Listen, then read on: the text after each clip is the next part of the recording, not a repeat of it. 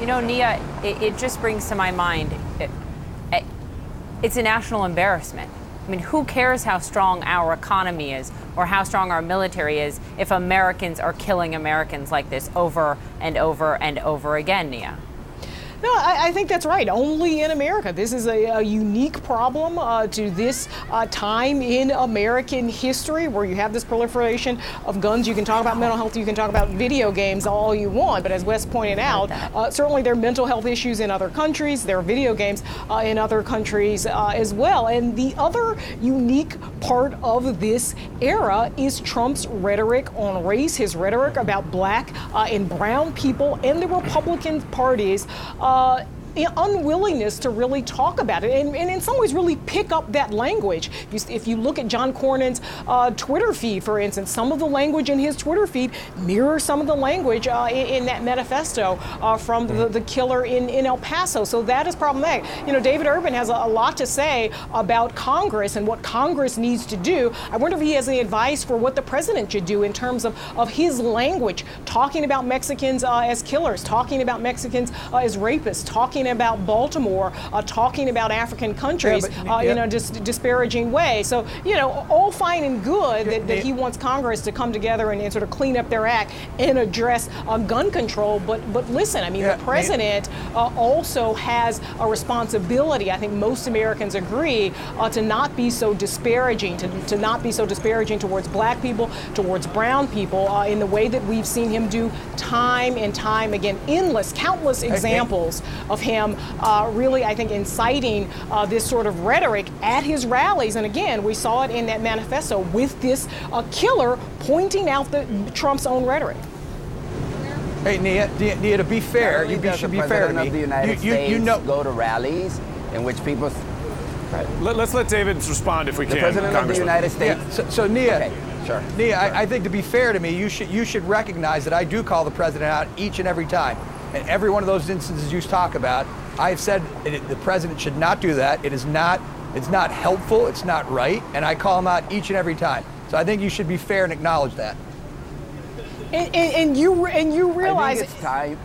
Go ahead, Luis. I think it's time I think it's time to stop talking. Look, that's good that you call the president out. It's time to turn your back on this president. It's time to abandon and stop supporting this president. Congressman, as long as people do that, he will continue to speak to these issues. Yes, in America, sometimes you have to take on your own leaders. And I know what you're going to say, that we should do the same thing. Well, guess what? When Barack Obama refused to keep his promise on immigration, Democrats are the ones that took him on, called him deporter-in-chief, and had him change his ways. People within the party had to take the president of the United States on. We did it in the past. We need to do it in the future today.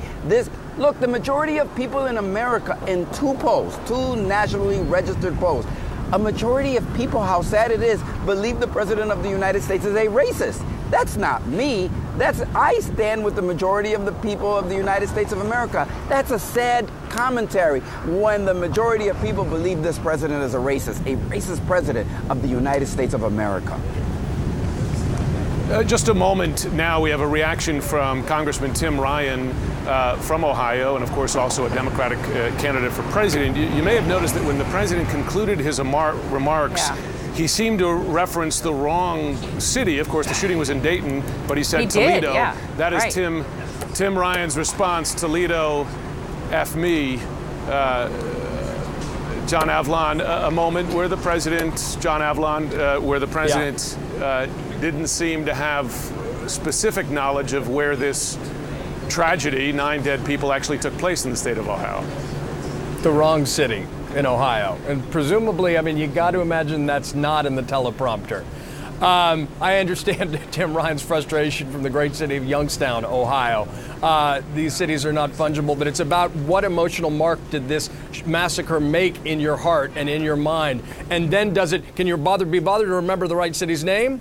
And then can you focus on the real underlying issue? In the history of mass shootings we've had in this country, and there have been far too many for far too long, what's new is the introduction of white nationalist terrorism that is on the rise in America. And the president checked the box by mentioning it. but he's got to do more than that. Yeah. He's got to lead. You know, Mitch McConnell said that criminal justice reform was dead. President Trump used his political power to get that passed. Is he going to show the same kind of sustained leadership, or is this just going to be another speech undercut by a tweet hours, if not days later? David Urban, I get that people make mistakes. Poppy, too. Go ahead, Jim. To John's point, I was just going to say, to John's point, in fairness, the president uttered words and phrases that he had not yet, one being condemning white supremacy and also calling this domestic terrorism. And those are important steps because those were words that people were hoping to hear yesterday, calling on the president to call out definitively. And he did do that there. And I think credit where credit is due, in fairness. It's very important to hear it over and over again for exactly what it is. You're right, Jim, echoing what his own FBI director, Christopher Wray, said very loudly in July.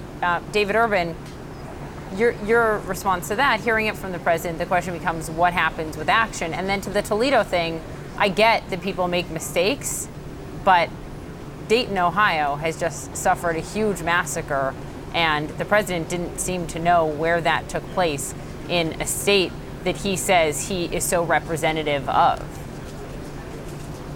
Listen, the Toledo, Dayton, it's regrettable. I'm sure it's a slip up. I'm sure the president is well aware that it took place in Dayton and not Toledo. To the previous point you made about the president calling out white supremacists and this hate crime and this terrible scourge that is affecting our nation. Look, I think I heard him say that he's asked the Attorney General and the FBI to kind of focus on it and crack down. I suspect you will see it.